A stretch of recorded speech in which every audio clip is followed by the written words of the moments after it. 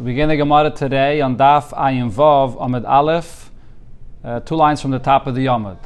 So the Gemara is discussing here the halachas of a Pitzua Daka and a Krus Shafcha, which is a person that his reproductive organs are not the way they're supposed to be, and therefore he can't have any children. And because of this, he's not allowed to come to be married into Klal Yisrael. So the Gemara discusses more details regarding this halacha. Amar Rav Yehuda Mashmuel Nikev. If the aver was punctured, v'nistam, and then it was closed up. But it's not clear if the puncture was closed up properly or not. So kol sheilu nikri v'nikra, if he's having a seminal emission, a keri, and that puncture would tear open, then pasul. So then he would be pasul.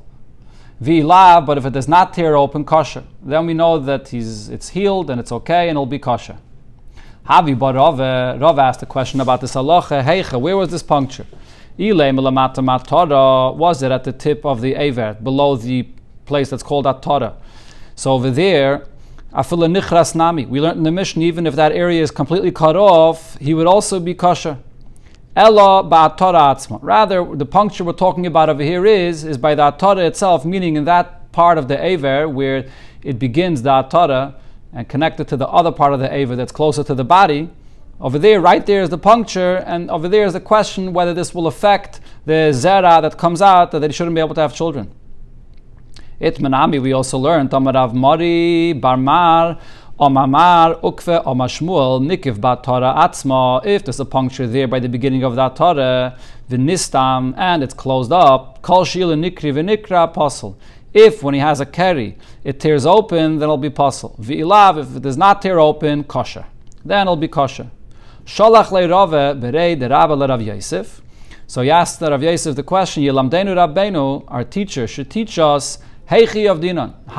What do we do to bring this person to have a seminal emission, to be a Bal Keri, and then we can see what happens, whether this puncture tears open, to know if he's kosher to get married to a Yid or not. Amalei, so he answered him, you bring a warm bread from barley, and you put it on his rear and behind, and then umikri, this warms him up and he becomes a balkari. And then we could see if the keri comes out from the area of that where that hole was. Amar Abaye, so Abaye said about this, using this kind of a way, Atu kula alme Yaakov Avinu avoy. Is everybody on the level of Yaakov Avinu, the Chsivbe? Regarding Yaakov, it says, Kaichi v'reishis aini. When it comes to the birth of Reuven, so he said, he's my first power, and reishis aini, which means, Shaleira keri miyamov. He never before had any keri at all. So therefore, the Gemara is saying that over here, this person, this is the only way how you can get him to become a balkari, by bringing this warm bread. There's another simple way. So what is that? You bring in front of him beautiful clothing, colorful clothing from a woman, and this will arouse him and this will make him a balkari. That's the way you could test him. So on this Rava asks in the reverse, is everybody like this individual, Barzilai Hageladi, which is brought in Nach, that he was he behaved very immorally, and even something like this would arouse him? So therefore, the best way is, like we said before, bringing this warm bread. If there's a puncture in the aver and therefore it's dripping out, the zera that drips out, so then it'll be pasul. Nistam kosher, but if it's closed up, then he's kosher. Because if it's closed, so now he's healed and he could have children. This is a kind of a psul, it's a wound that would make the person pasul, but if it's healed, he comes back to be kosher again. So the Gemara asks, Zehu lemute mai. The Brais uses the term Zehu, this is a wound that could be healed. What is it coming to exclude? Lemute krum sha'ala machmasmake bereya. When you have a membrane that comes up in a wound that was in the lungs of an animal, which makes it treifa, but now there's a membrane that healed, and that would make it kosher again, but that's not considered to be kosher. It will not heal it. That membrane is not going to stay there because it'll tear open again. Sholach Ravidi bar Ovin la Abaye. Ravidi bar Ovin asked the question to Abaye, Sahechi avdinon, what do you do with this puncture in the aver? How do you heal it? My sinon sa'arta umisartinale. Take a barley and scratch around in the area, tear it open a little bit, this wound, or this hole that there is, so that it should be able to open up and the blood should come out, and then now it should be able to begin healing properly. And then umaisinon tarba, you bring fats, v'shayfinon, and you smear it in that area. Umaisinon shumshene gamla, you bring a very large ant, and you place him over there on the wound that he should bite in that area, and he should open up the wound enough that it should be able to heal properly. And you cut off the head of the ant, and it gets stuck over there, and it helps it heal properly. It closes up this way, and it disintegrates there. V'davke sa'arta, but the Gemara explains that when you open it up, the wound, that it should be able to heal, you should only use a barley to do this, avol farzele, but to use a metal or iron, you should not, because mizrav zarif, because this can cause that it should actually become a bigger wound. Or Rashi says another pshat, it can swell. V'hanemili, when is this helped to heal it this way? Cotton, if it was a small puncture. Avol gadol, if it's a bigger puncture, mikpuli mikful. It's going to fold over and open up again, and therefore doesn't help to heal it this way. Rabbi Baravuna said, a person that urinates and it comes out from two different holes. As we said before, that there's two different holes, one for the mayim the ketanim, the urine, and one is for the zera. So he's urinating from both of these holes. Pasul, so then he'll be pasul, he can't have children. So Rava said about this, les hilchase loikebra. The halacha here is not like the son, which is Rabbe, the son of Rav Huna, the halacha that he just said here, and v'loy ka'aba, and also not like another halacha that Rav Huna himself, his father, said. Bra hada maran, the son that the halacha the son said is this halacha right over here, and Abba, the other halacha is the Amar Rav Huna, this that Rav Huna said regarding noshim hamisaylulais, zubezu, women that are having relations with one another, two women that are rubbing amongst one another, so psulais lekuhuna. So he said that they would be pasul lekuhuna, because since this is forbidden, so therefore this pasels them for kahuna. So the Gemara says we don't paskin like Rav Huna. And now even according to Rabbi Elazar's opinion that we learned before, the Ama ponoi haba ala pnuya, a single man that has a relation with a single woman, and this is nus shalei l'shem ishus, not with any intention of marriage at all. Asa zayna, she becomes a zayna through this, and he passes her for kohona. Hanemilu ish. That's only regarding a relation of a man and a woman. Aval isha, when it comes to two women, pritzusa ba'alma, it's immoral behavior, but it's not considered, it doesn't rise to the level of znus, and therefore she will still be kosher to eat trumeh, or she'll still be kosher to marry a kayan. Continuing the halachis of a petzua daka and a krus shavcha. Again, these are individuals that the reproductive organs are not the way they're supposed to be, and they can't have children. So petzua daka or krus shavcha mutarin b'giyayres, they are allowed to marry a giyayres or a meshachreres, a maid that was freed and converted. But ve'enan asurin elamalavi b'kohol, they're only not allowed to marry into the congregation, into Klal Yisrael itself. Shenema lo yove petzua daka or krus shavcha b'kahal Hashem. The terminology kahal Hashem refers to those that are in the kahal, not including a giyayres or a meshachreres. The question was asked from Rav Sheishes regarding a petzua daka. Petzua daka koyin mahu. What's the halacha with a petzua daka, which is a koyin? So b'giyayres and meshachreres. Will he be allowed to marry a giyayres or a meshachreres? So what's the question?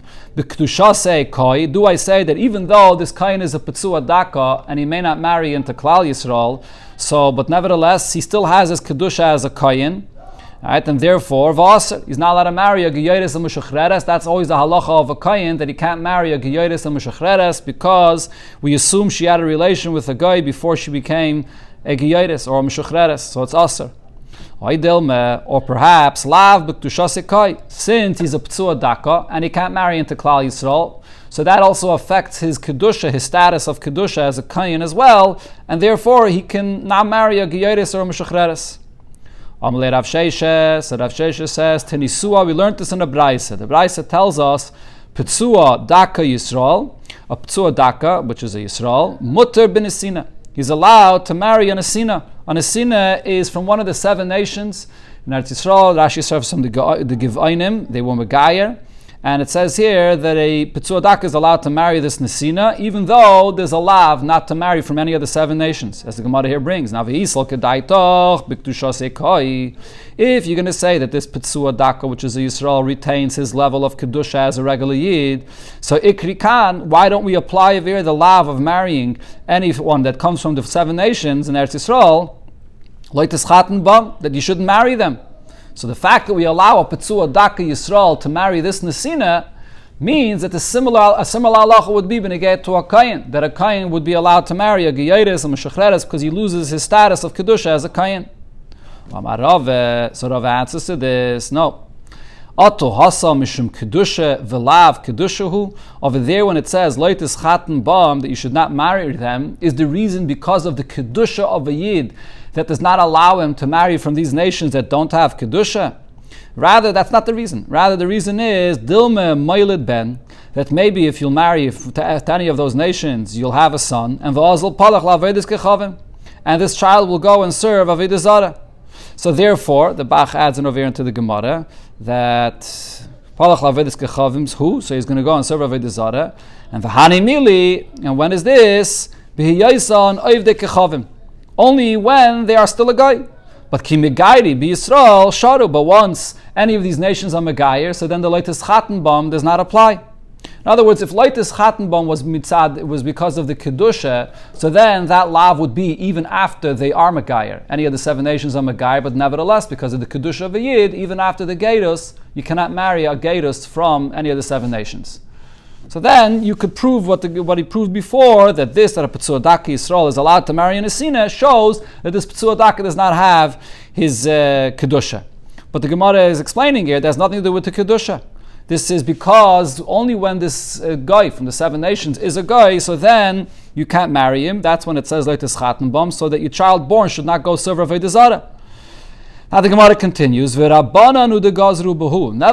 regarding a Nesina, even after they were Megayer, the Rabbanan are the ones that decreed, well, as we'll see later in the Gemara, this was in the time of David HaMelech, he decreed that you should not be allowed to marry a Nesina, even after they were Megayer.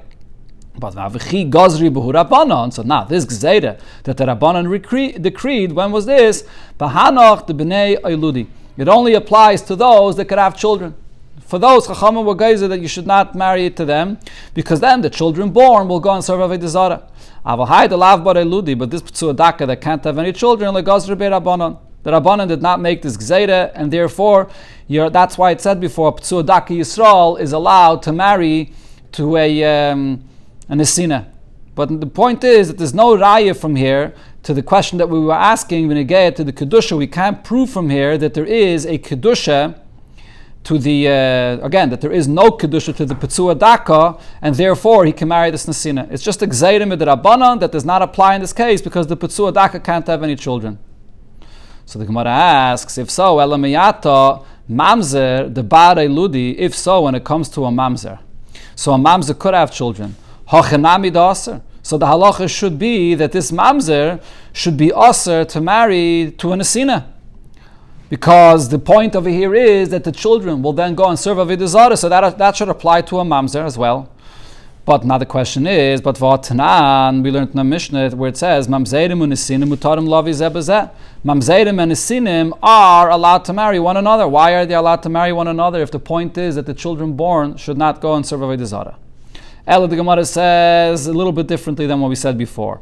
It's taka only, it's like we said, it's a gzeirim with the Rabbanon not to marry a Nesina, but ki gazer Rabbanon, when did the Rabbanon make this gzeira? B'kshedim. If it's kshedim, regarding people from Klal Yisrael that are kosher, there they apply their gzeira. B'psulin loy gazer Rabbanon. But for psulim, which is mamzeidim, are people that are apostle, for them, Chachamim did not include them in this gzeira that they should not marry a Nesina. So Rashi here says either the reason is because psulim are milsa de leishchiche, it's uncommon. Chachamim don't apply their gzeira for something that's uncommon. Or Rashi says, we'll see later in the Gemara, David HaMelech is the one that made this gzeira, and it was only for the reason because they were not rachmanim. These nisini were not rachmanim, therefore they did not want them to be assimilated into Klal Yisrael. But for the psulim, he did not passel them for this.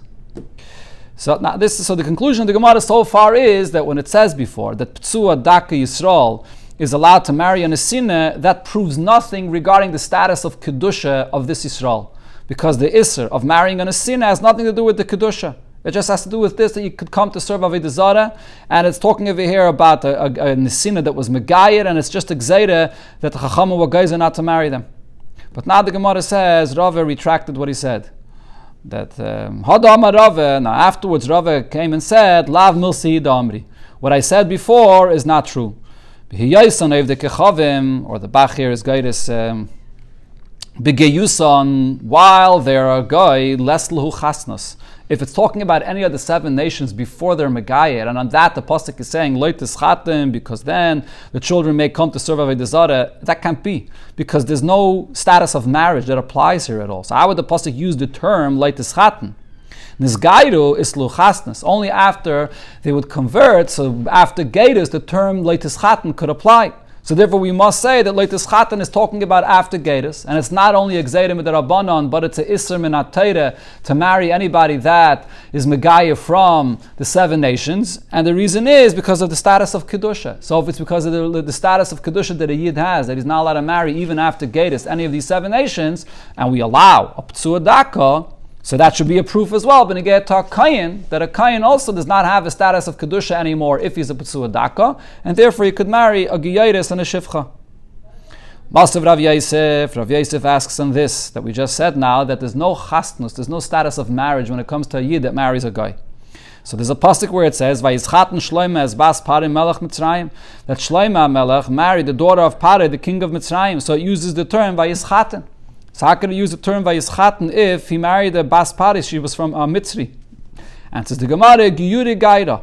He converted her. She was a Giyayre, so therefore it uses the term Vayizchaten. Fragt the Gemara, how could that be? We know that they did not accept any Geirim. Loi b'mei David, v'loi b'mei Shloime. Not in the times of David or Shloime Melech. So it can't be that he was Megayir her. And says the Gemara, no, because Midi, hu time. What is the reason why they did not accept any Geirim? Because in those times where things were very good for Klal Yisrael, so they were afraid that people that are coming to be Megayer are only coming because of the good fortune that Yidden had to sit around the table with kings like Yidden. That's why they're being Megayer, so they're not really sincere. But over here, this Bas Pare, the daughter of Pare, she did not come to be Megayer for this reason. She was growing up in the house of a king, so therefore her Gairus would be accepted. Ask the Gemara, but there's still another issue with him marrying her. But how could he marry her even if she was Megayah, she's a first generation of a Mitzri, and you're not allowed to marry a first generation of a Mitzri. So how could the pasuk use the term chasnus, that he got married to her? The Rishonim ask on Rashi that even if she's a first generation of Mitzri, it's not a question of why it's using the term leitis chaten, because it's just an isser of an asay to marry a Mitzri, and the kedushin takes effect, so it could use the term tischaten. Before the question was that by a guy there's no term of tischaten, but here we're talking about a Mitzri that was Megayer. So what's the question of the Gemara? The Ramban says that the Gemara's question is that since if she's a Mitzri Rishayna, so therefore he still can marry her, so there's no point in being Megayer her, because it's not going to make it mutter for her to marry her. If anything, it just brings up a new isser of her being a Mitzri, so he probably was not Megayer her, and he had relations with her when she was a Goy. So therefore the question comes back, that how does the pasuk use the term leitis chaten? Now, if you'll argue and say, the nation of the Mitzrayim that were there when Yidden were in Mitzrayim, they have left, they're gone. After Kriyas Yamsuf, they were all killed. And now the people that are there are different from a different nation. So there's no isser of marrying this Mitzri, that the first generation you're not allowed, the second generation you're not allowed, because they're not there, it's not them anymore. But Vatanya, we learned in the Braise, Rabbi Yehuda said, Minyamin, Ger Mitzri, Hoyali. I had a friend, Minyamin, he was a Ger, a Mitzri. He was a Hoyali Chaver, I had a friend, Mitalmid Rabbi Akiva, he was from the students of Rabbi Akiva. And he said, Ani Mitzri Dishain, I'm a first generation Mitzri. V'nasasi Mitzris Rishayna, and I married a Mitzris that's also a first generation Giyaris of being a Mitzris. Now, Asi Livni Mitzris Shnia, I'll marry off to my son, which is a second generation Mitzri, a second generation Mitzris, Kedeshie Ben Beni Ravi Labakal. So now my grandchild will be a third generation Mitzri, and he'll be able to marry into Klal Yisrael. So Rashi says that he can't marry off his son, which is a second generation Mitzri, to a wife, which is a first generation Mitzris, because then you always follow the one that's more puzzle. So the wife, which is first generation, will now make the son a second generation Mitzri. So he wanted to marry off his son to a wife, which is a second generation Mitzri. So now the child will be mutter. The point is that you see over here that the nation, the Mitzrayim that are there today, are still the same Mitzrayim, and the Isser of the Mitzri can marry into Klal Yisrael still applies. There's actually a long Tosfos here that discusses this, because we know the famous Gemara in a few places that says that Sancherev came and Bilbil as Kol Ha'olam, he displaced people, and therefore it's not anymore the same generation of the Mitzrayim. So Tosfos brings from the Bahag that the Mitzrayim did return back to their place in Mitzrayim, even though they were displaced, but they did return. So that was a very long discussion here in Tosfos about this. Amar Rav Papa says, Anan Mishloime Leiko V'Nesev. We are asking a question from Shlomo Melech that he uses the term of Leitis Chaten, so that proves that there is not Leitis Chaten, sorry, it uses the term of Vayis Chaten, that he married this Bas Paroi. So we want to prove from here that you can use the term of Leitis Chaten for a guy. You can't prove from Shlomo Melech. So why not? Shlomo le'nasiv midi. He didn't really marry her at all. And we see this in another pasuk, the Chsiv Bey. The pasuk says, "Menagayim Hashama Hashem al bnei Yisrael l'savoya behem." From all the nations that the Eibusher says you should not marry them, vehem lo yavoy bechem, they shouldn't marry to you. Achen yato es levavchem achrei lekayim, because they will come to take you away to their gods. Behem dovak Shlomo la'ava. Shlomo Melech attached to them because of his love. So the pasuk uses the term here la'ava. Ava means that it was just love, meaning he just had a relation with her, but not marriage. So then the question then is, why does the pasuk use the term vayischaten that he married her? And for the Gemara, mitoch avi yisere she'ava, because of the love that he loved her so much, ma'ila olav akosef kilin is chaten. But the pasuk considers it as if he married her. But really, the whole term of chitun is not possible at all by a guy, like we said before. Ravina says to Rav Ashi. So now, based on what we said over here, it would come out that the Petzua Daka is allowed to marry a Nesina, right? We said before, with Nabraisa, Petzua Daka could marry a Nesina because he doesn't have his Kedusha anymore. So the Gemara asks from what it said in our Mishnah. But Vatnan, we learned in our Mishnah, Petzua Daka Krus Shavcha, Mutarim b'giyoyres and Mushuchreres. They are allowed to marry a giyoyres and a Mushuchreres. They can't marry into Kahal Yisrael, but they could marry a giyoyres and a Mushuchreres. Habenesina asiri. So if it says only a giyoyres and Mushuchreres, so from this I could understand that for Nesina, there is a Isser still. It is a Yid and he can't marry a Nesina. So how could you say that he's allowed? Amalei, so he answers him, according to your reasoning that you're deducing this from the language of the Mishnah, look at what it says in the end of the Mishnah. The only one that a krushavcha, a tzuadak or a krushavcha is not allowed to marry is into call of Klal Yisrael. So Habenesina, so from this it would seem you could deduce from here that Nisbenesina Shari, that this Nesina, which was Megayer from the 7 nations, is allowed. Because you see here in the Mishnah that you learn the Reisha and the Sefer and you're going to try to deduce from this, it's going to be a contradiction, so therefore you can't deduce anything from this Mishnah regarding this halacha. Zok Teilge Mishnah, Amayni, Umayavi, Asurim, and Amayni or Amayavi that are Megayer, they are always asa to marry into Klal Yisrael. V'Yisuran Israelim. This is the Issa that remains forever for all of their descendants. Aval nikvaiseyen, but if it's a nekeva, a female that was megayer mutarais miyad, they're allowed to marry into Klal Yisrael immediately. Mitzri v'adaimi, a mitzri or an adaimi, enem asurim elat shleisha deiris, they are only forbidden to marry into Klal Yisrael 3 generations. And echad zacharim v'echad nekevis, this is equal for zacharim and nekevis. Rab Shimon mater es nekevis miyad. Rab Shimon says that Nekevis are allowed to marry into Klal Yisrael immediately by the Mitzri and Adaimi, just like it is by the Amayni and Mayavi that the Amaynis, a Nekev is allowed to marry immediately. Rab Shimon explains his opinion, there's a Kavachayim here.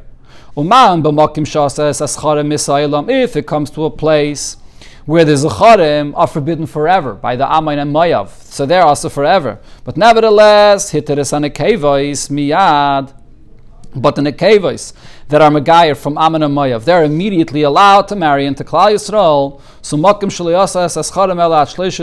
in a place when it comes to Mitzri and Adami, so they are only Aser for 3 generations and not any longer. And Edin Shanatas and Nekevos Miyad, most definitely the nekevos should be mutter immediately.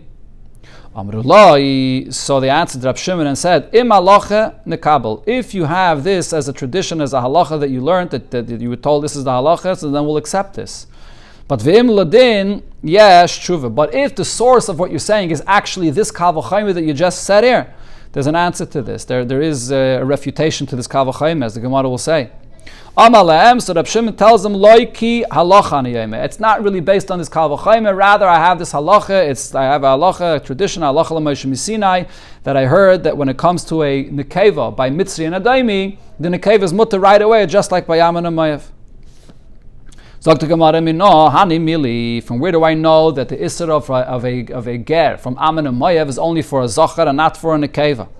So the Gemara here brings the whole story. We learn it out from a story that had happened by David HaMelech, and the Gemara starts the story from the beginning. Amar Rabbi Yechanan, that's what Rabbi Yechanan says, the Amakra, the Pasuk says, V'chera'ois Shaul, as David Yaitze Lekras HaPlishti. Shaul HaMelech saw David going out towards the Plishti to fight Goliath. Amar al Avner Sarat Sava, so he says to Avner, the general, Bemize Anar, Avner, tell me Avner, who is this lad over here, or this youngster? Avner, so Avner says, the king should live if I would know. So he was telling the king he doesn't know who this youngster is. The king did not know who David HaMelech was. But Vaksiv, the pasuk says, that Shaul loved David HaMelech, and he was carrying his armor around for him. Elo, says the Gemara, Avua Kamashal. Shaul was not asking about David, but Shaul was asking about whose son is he. He wanted to really know who's his father. He didn't know who David HaMelech's father was. But Vaksiv, it says about Yishai, David's father, V'ha'ish, and this man, which is Yishai, B'mei Shaul, in the times of Shaul, Zakin, he was old, and Baba Noshim, and he would come with many people. What does it mean, many people? Rav said, V'teimer Rab Abba, Yishai Avi David, this is Yishai, the father of David, so wherever he would go, he would come in and out with an uchlase, which means 600,000 people that he was a minister over them. So he was definitely very well known. Shaul must have known who he was. So what is it that Shaul was trying to find out? So the Gemara explains, Hachi Kama Shaul. This is what Shaul was asking. Imi Peretz Asi, does he come from Peretz, the son of Yehuda, Peretz? Or Imi Zerach Asi, does he come from Zarach? What's the difference? Imi Peretz Asi, if he comes from Peretz, Malka Hava, then he'll be a king. Why? Shahamelech Peretz Lases Derech, because a king can break all boundaries to make himself a way to travel. No one can protest against him. That's what the name Peretz refers to, and therefore if he comes from Peretz, he'll be a king. Imi Zarach Asi, but if he comes from Zarach, so then Chshiva Ba'al Ma'avi, he'll be an important person, but he will not become a king. That's what he was trying to find out. So now the Gemara asks, why is it that Shaul HaMelech was asking to inquire about this? In other words, what made him concerned that maybe David HaMelech will become the king? So the answer is the Gemara D'chsiv, because the pasuk says, Vayalbe Shaul as David Madov, and the Shaul put on his clothing on David HaMelech. What does Madov mean? Kimi Dosai, the clothing that were Shaul HaMelech's size, he put on David. And Ksiv Bey, it says by Shaul HaMelech, B'Shaul, that he was head and shoulders above of all other people. And what happened? He saw the midasai, that it was David HaMelech's size, the king, that was priestly clothing fit for David HaMelech. So he was concerned about this. He thought that he was head and shoulders above, and David HaMelech did not have that stature, and still the clothing fit him. Why is this? Amalei Doyegad Doimi. So Doyegad Doimi was standing there, and he said, Achat Mashalolov. You're inquiring im haganu lemalchos, whether he is fit to become a king, im lav or not. Sha'al olav, you should inquire about him. Im roi lavi bekal im lav. Is he even fit to marry into Klal Yisrael or not? My time, what's the reason? The kaasi mirus hamoyavia, because he's a descendant from Rus, which was a moyavia, and therefore Amayni and Moyavi, any converts from them cannot marry into Klal Yisrael. So here we come back to our subject that we were speaking about. So he's saying that because David came from Rus HaMoyaviyah, he can't marry into Klal Yisrael. Amalei Avner. So Avner said, no, Tanina, but we learned, Amayni v'loy amaynis, mayavi v'loy mayavis. That Isser is only for the males and not for the females. So even though it comes from the Samayaviyah, he's allowed. So on this he asked, if this is the way you learn it out, because it says in the pasuk the term amayni, so it does not include an amaynis. If so, mamzer v'loy mamzeres. Say the same thing regarding a mamzer. When the Torah says a mamzer can't marry into Klal Yisrael, that should also be only a male, a mamzer, not a mamzeres, not a nekeva. That says the Gemara, no, there it's different. That includes a zocher and a nekeva, because mamzer ksiv, when the pasuk uses the term mamzer, what does mamzer mean? Mumzar. There's a blemish of this foreign relationship that brought the birth of this person, and therefore it includes both a zocher and a nekeva. So the Gemara now asks, that mitzri v'loy mitzris. If so, we should say the same thing regarding a mitzri, that the isser of marrying a mitzri until the third generation should be only for the zachar and not for a mitzris, not for a nekeva. And says the Gemara, no, the reason there's a difference here. Shani hacha, over here by Amin and Mayav, it's different. Why we say the isser is only for a zachar, not for the nekeva? The mefarish time of the kra, because the pasuk itself says the reason for this isser. What does it say? It's because that they did not come out for you to give you any water or bread when the Yidden passed through when they were passing through by Edom. So therefore, that's the reason for the Isser. So what do we learn from here? So therefore, we learn from here, Darka shel ish lekadem. This is actually, again, this is by Ammon and Mayav, so they did not come out to give them water or bread. And we say as follows, Darka shel ish lekadem. It's the way for a man to go out and to give the food, and therefore they're the ones that did not, and therefore you can't marry from the Zacharim, from the men. But v'lei Darka shel ish lekadem. It's not the way for the woman to go out, and therefore she does not get punished that she can't marry into Klal Yisrael. Why not? The men should go and greet the men to serve them, to give them bread and water. And the women should go to serve the women bread and water. So they also should be included in this Isser for this reason, not to be allowed to marry into Klal Yisrael. Ishtik, so Avner was quiet. After this whole discussion, he didn't have what to answer to this question.